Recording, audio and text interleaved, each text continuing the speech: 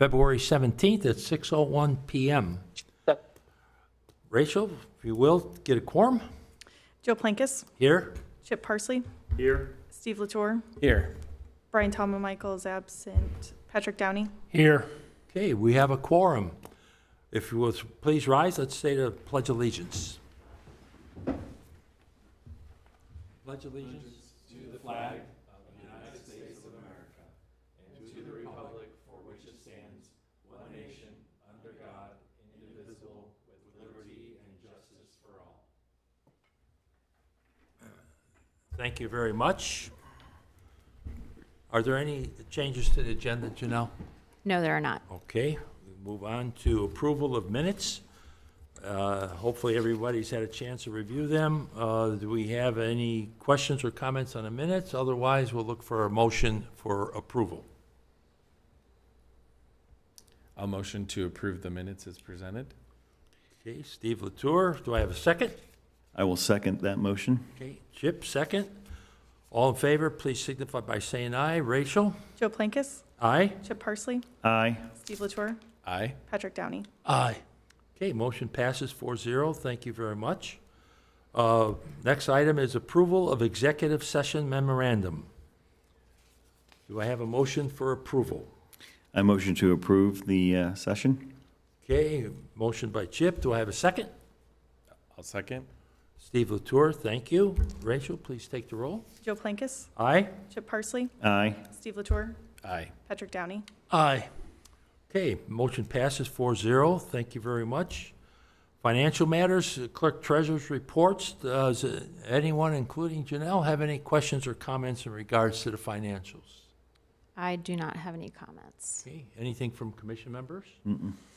I noticed we did get over $400,000 worth of interest, which was very nice for 2025. That helps the budget. Looking for, there's really no action that we need to take on these items, correct, Ryan? Correct. Okay, we will move on to approval of claims. Any questions or comments on claims? I do have one question. There was one item under Grand Junction TIF for remediation of fuel tank. Yeah. Was that basically where the fire station's sitting in that area? No, this is in the area where Grand on Main is being built. No, I'm sorry, not Grand on Main. This is on one of the properties is owned by Moyer at the northeast corner of Poplar and Park, where there's a temporary parking lot being Yes. built by Public Works. Public Works has been doing the demo and the grading for that parking lot, and there was an underground fuel tank that was discovered in one of the buildings. They're actually fairly common in those older homes, and it just requires some remediation, so they Okay. had to hire an outside firm. Okay, good. That was the only oddball thing I saw in all of the line items. Yeah, and since the improvements in that area are benefiting that area, we're paying for all of that out of the TIF. That makes sense. Yeah. Okay. All right, if there are no other questions, I'm open for a motion for approval of claims. I'll motion to approve the claims. Okay, motion by Chip, I'll second it. Pat Downey for a second. Rachel, please take the roll. Joe Plankis, Aye. Chip Parsley, Aye. Steve Latour, Aye. Patrick Downey. Aye. Motion passes 4-0. Thank you very much. Janelle? I didn't forget you this time. All right. Thank you, Mr. President. This is an update on the RDC. I've kept this fairly short today as we have a short agenda and we're really only working through the approval of a change to the budget.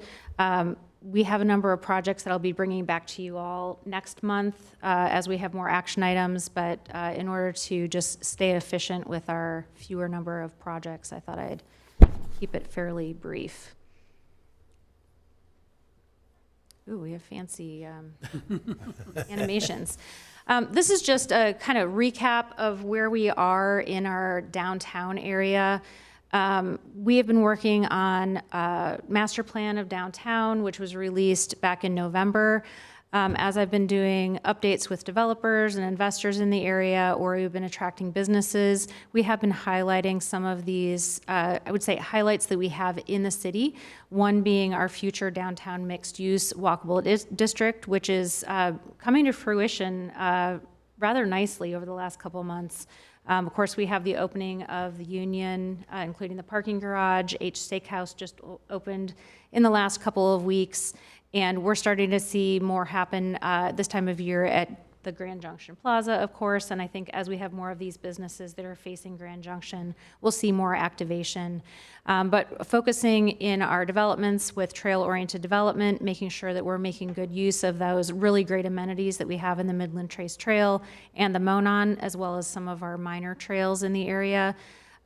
Further completion of our Grand Park District Master Plan, including the relocation of the D1 Championship Diamond to make room for our first parking garage and the headquarters for Ed Carpenter Racing, and then focusing a lot on business attraction for job creation in Westfield. These are some of the community rankings that we share with potential businesses that are looking for a home in Westfield.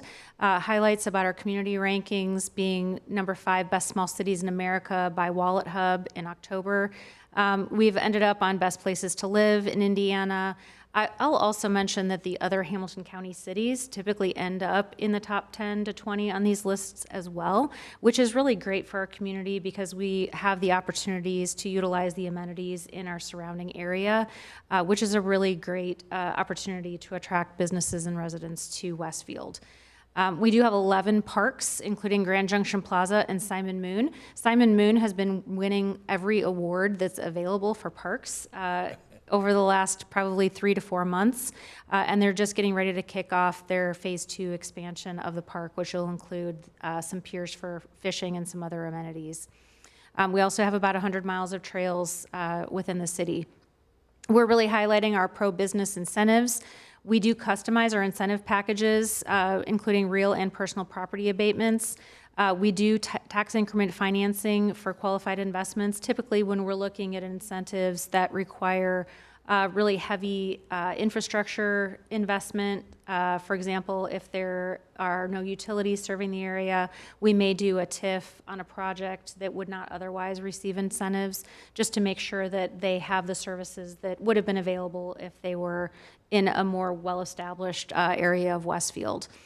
And then we also help with negotiation of state contracts with the IEDC. And then we're also working on updating zoning throughout the city. This will be an effort that you see over the next month or so with City Council. The Community Development Department on Monday, the 23rd of February, will have a group called Urban Plan doing a presentation about the economic impact study that was completed here in 2024 through 2025. That really helps drive the decisions that influence the comp plan updates. And then at the first March meeting the first City Council March meeting, there will be an introduction of a comprehensive plan map, as well as the place types that are being recommended. So this we really see as an opportunity to incentivize businesses by having zoning in place, being very clear on what we want to have in different areas of the city. The next step in that process after the adoption of a comp plan will be an update to the Unified Development Ordinance that will happen in phases. The first 2 phases will be the adoption of the Grand Park District Master Plan as well as the Downtown Master Plan, and then we'll start working on some other sub areas that the Community Development Group has been planning over the last year or so.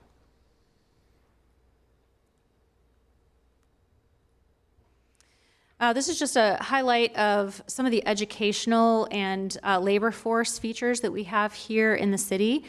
We do have an advanced expertise in bachelor's degree and higher education, looking at a lot of our workers who are in the professional services, management type positions. We have a median income of almost $125,000.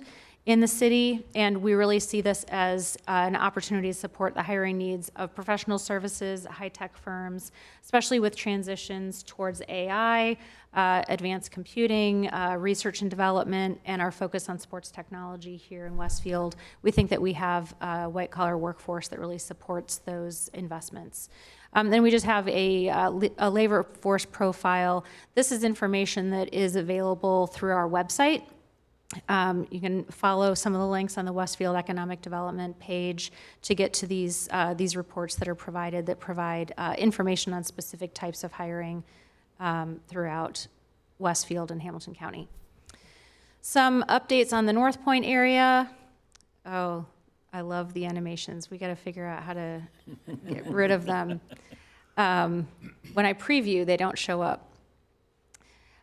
Duke Readiness Grant. Claire Jelinas in our office worked with Duke in 2025 on a readiness grant proposal.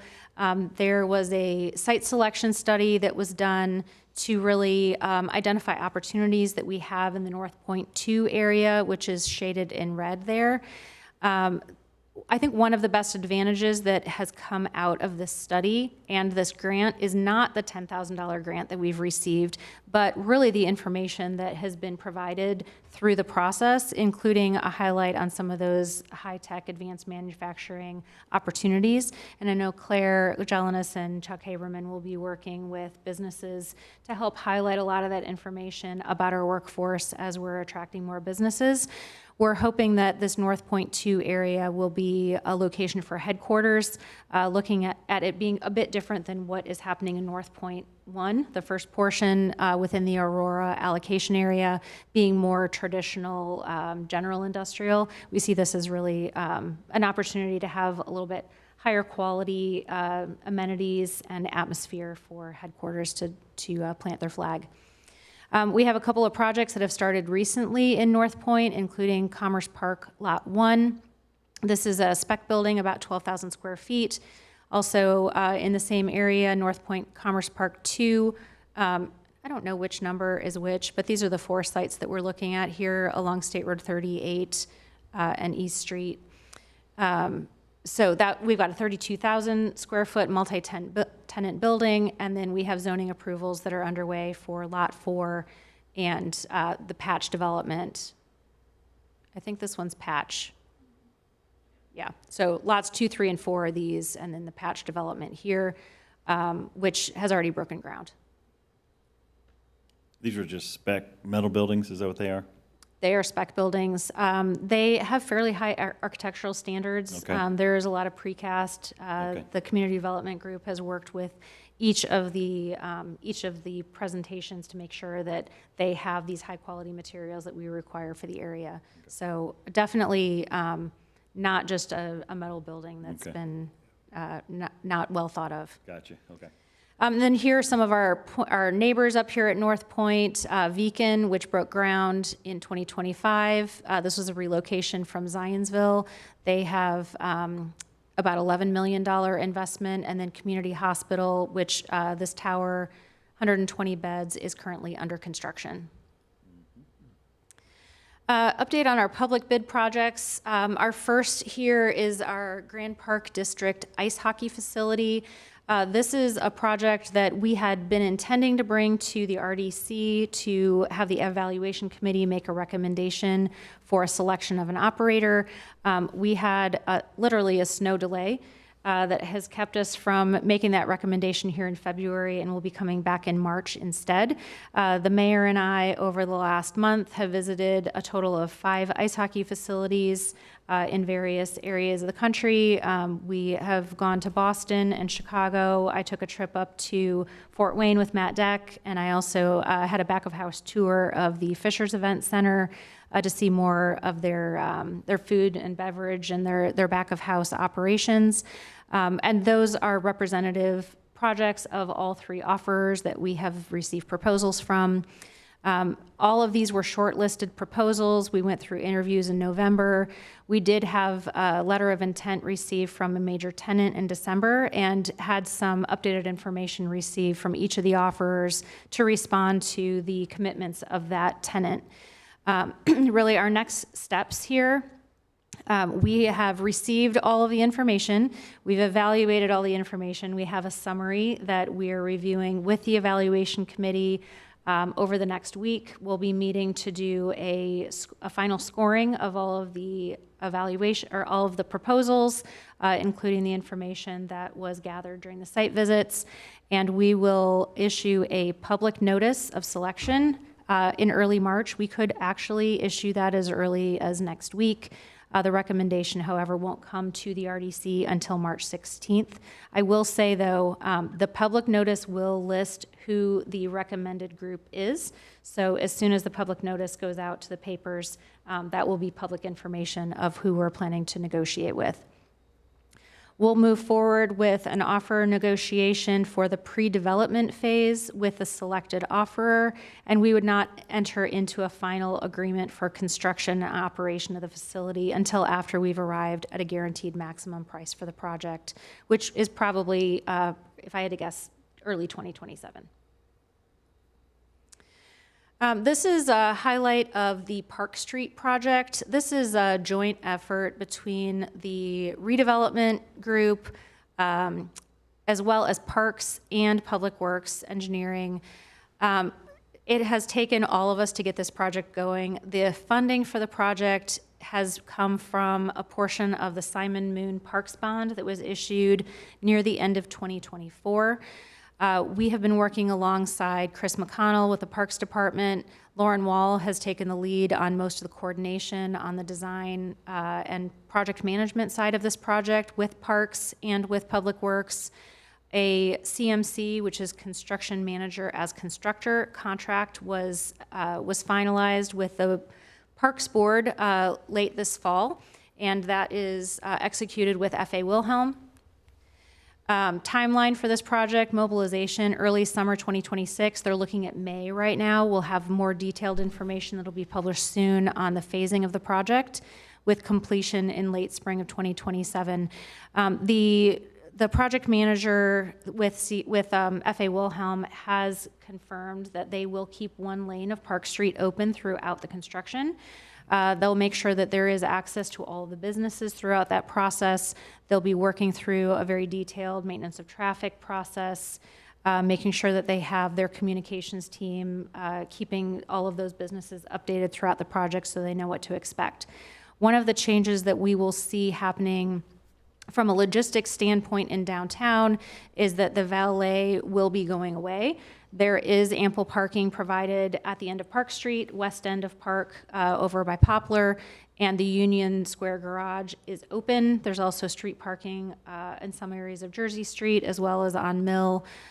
So there really is, and along Union. So there are ample opportunities for parking within the downtown area, and having the valet picking people up at the restaurants along Park Street would be very cumbersome while we already have one lane closed for a lot of this work. As I mentioned, this is funded through a Parks Bond, and then we will have a second phase of this project, which will be the plaza that connects Park Street to the Midland Trace Trail. This is within the footprint of the Park and Poplar project. So just to give you kind of the lay of the land on what these renderings are showing you here, this is the entrance to Park Street looking west from Mill. And then we have a couple of other views. You can see Nyla's outlined here. And then this is a view looking west. This is the new restaurant that's being proposed by Old Town as part of the Park and Poplar project. So really what we're seeing as we walk or drive down Poplar Street is that it's a meandering path where there'll be opportunities for parking that will switch from the right side to the left side, giving some opportunities for quick drop-off pickup at a variety of restaurants along that route.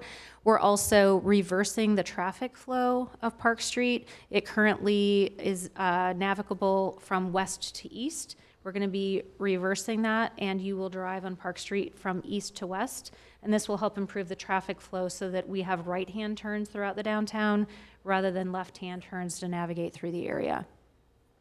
As you can see, there's some fire pits, some little parklets, and we do have an opportunity to have gated entry so that we can close the street off for festivals. A couple more views of the area. This is more focused on the Park Street west end at the Park and Poplar project. This is the overall master plan, if you will, of what's happening. You can see we have some parking that alternates between the north and south sides of the street. Phase 1 is what you see here along Park Street, and then Phase 2 is the area that you see in red, and this is the plaza between the two Old Town office buildings. This is a rendering of the plaza. That is looking towards the southwest, and then this is a view looking towards the northeast of that same plaza. And then a look along Park Street right at the entrance of those. This is the two office buildings right here. So as you can see, we have some grade changes to work with in there, some interesting topography to kind of give us some nice areas that people can gather, whether it's for lunch or for an evening out in our downtown area to enjoy our restaurants. Happy to go over any questions that you have about Park Street or anything that we've talked about so far before I move on to the next category. Yes. I was just curious about the office space with the mixed use. Like, how much office space do you think? Yeah, so those buildings are each 30,000 square feet, and the first floor will very likely be a combination of retail and I would say retail type office. So there could be, banks or, other service-oriented retail offices. But I wouldn't see that we would have many more traditional professional services offices on the first floor. We can give Ryan a discount if he wants to move. I'm sure he'd love one.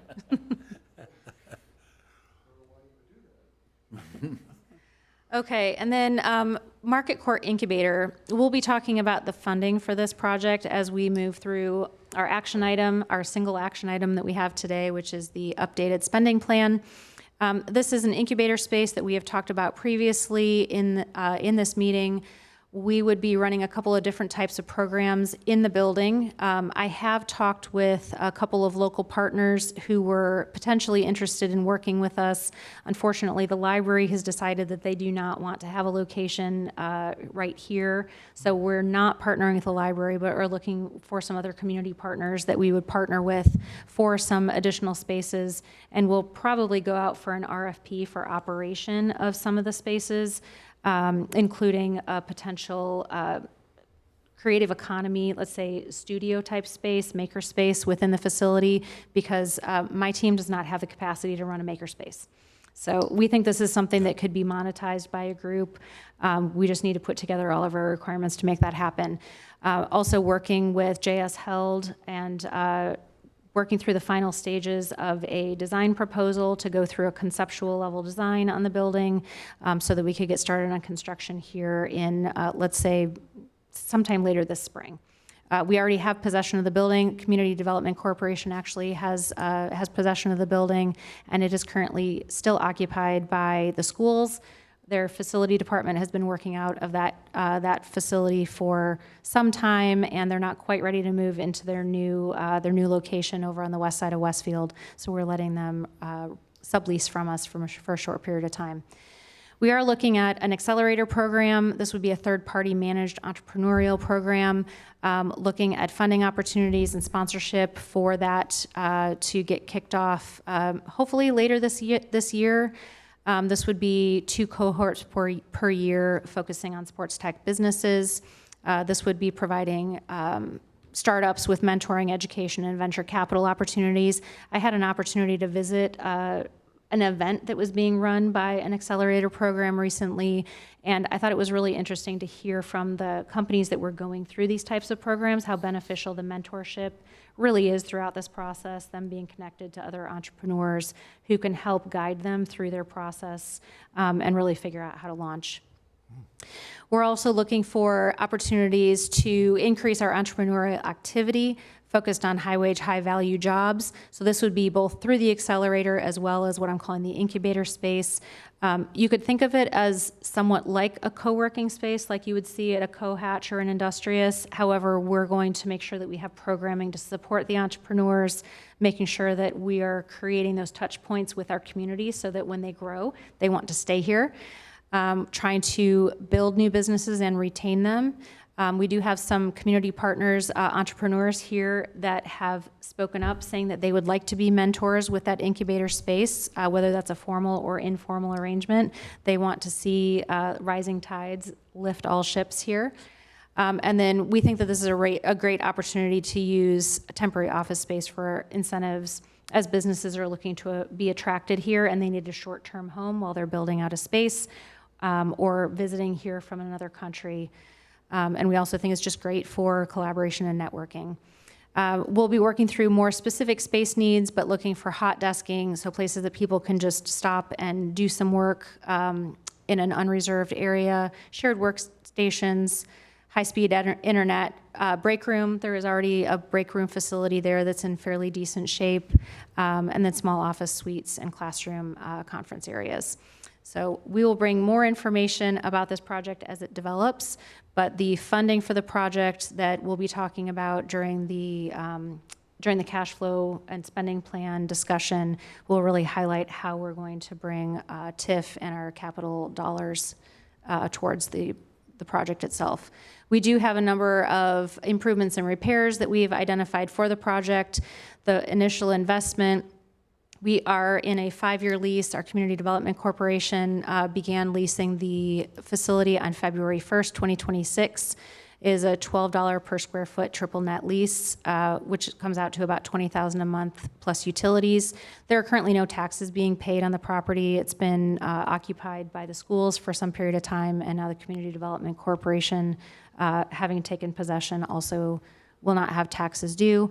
We'll also have some insurance and maintenance costs associated with it. Our intent is that we would purchase the building mid-year. Is approximately just under $4 million for a 3.27 acre building, or acre parcel, including a 19,000 square foot building. This long-term investment really gives us an opportunity for, as long as we need, to support businesses in this fairly low-cost environment. Whether we continue to use this facility for the same purpose when and if we open an incubator space in the Grand Park District is probably to be determined. We'll see what the demand is, how our services are being offered, and whether we're able to cater to two separate types of businesses within those two environments.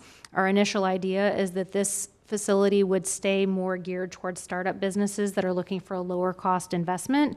And then we would have more of a trophy space available at Grand Park for those businesses that are more established, that are really trying to collaborate with thought leaders that have already become established in the sports tech space. Currently, we're working on a review of a proposal for the programming, design, and activation. Should have that executed here shortly to get started on that early concept design, and then we will move forward towards an RFP for operations. We do have a couple of partnership opportunities. Westfield Creative Collective is extremely interested in participating. The Parks Department has a partnership with a group called Noblesville Creates. They've been helping us with our arts master plan, and they can help us navigate what a relationship with Westfield Creative Collective could look like. This is a group of local artists and creative entrepreneurs that are interested in studio or office space for their creative businesses.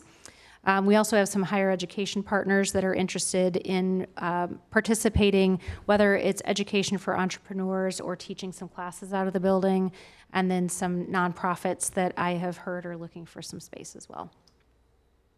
Of course, local businesses, technology companies, and R&D labs are our focus, but we want to make sure that we have people there every day and that it's an exciting place to be. Janelle, Yes. is there a reason why, like, whoever is awarded the contract for the ice arena, that they couldn't set up a temporary operation in this space either, just to get started before the building opens, potentially? Yeah, it's entirely possible. Okay. I've actually talked about possibly working with some of our other contractors or engineers, architects in the area who do rent temporary space. Often they'll have field offices. You have the construction firm that needs to be right there on site, Right. but then quite often you have a field office for those other professionals. I know there are some of the engineering firms that don't have permanent offices here in Westfield, but they have people who are working here every single day. They're always looking for a place that they can do business. Yeah, I was just thinking the marketing team or whoever needs to start getting things lined up for day one, you know. Yep, Yeah, absolutely. Yeah. Yeah, those are really great temporary uses for us to activate that space. that's great to hear. This is a highlight of one area of our downtown. This is our northeast quadrant.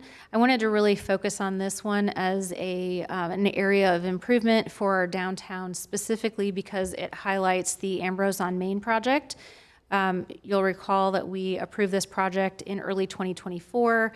It is under construction. Super excited to see that open. We have some businesses that some may have been announced. I probably should talk with Rebar to make sure I know who we can talk about and who we can't so far. But we do have a really exciting relocation of a business to Westfield coming to that location. But really, what I really want to highlight here is how we have intentionally had more incremental design focused here along State Road 32, where we have our more traditional Main Street. And then we're flanking that with developments that align along Penn Street that give us more of an opportunity for that mixed use multifamily development, where we could have some structured parking, some amenities that are being provided for residents, and then we are stepping down to our more traditional, our traditional Westfield downtown area here along Penn, where City Hall is currently located. So we are looking for opportunities throughout the downtown to connect our green spaces to each other. Asa Bales is a really great example, just north of City Hall. We want to be able to get that connected here to Grand Junction District, and then also over to the east where we have some additional green space along the creek. This is some progress that we have in our Grand Junction area. This was taken during the summer. Obviously, not a whole lot has changed here, except that the facades for Sun King and H Steakhouse are more complete. I have some photos here on the next slide, as well as this plaza area in front of Black Sheep, which is located right here in Union Square. And really all this plaza is completed, and you can enter into the parking garage on Union Square right here. You enter in off of Union Street along the backside of Sun King. Here are some more updated versions. Sun King, they installed their sign last month. I was super excited to see that show up. I think this is going to be a really great activation of our downtown. And then, of course, H Steakhouse, which opened about a week ago. They've seen incredible reviews so far. I've seen a lot of traffic on social media about them. People are really excited about having a steakhouse here and a quality place to enjoy a really nice dinner. And that is what I've got here today. Wow, that's a lot. There's a lot going on.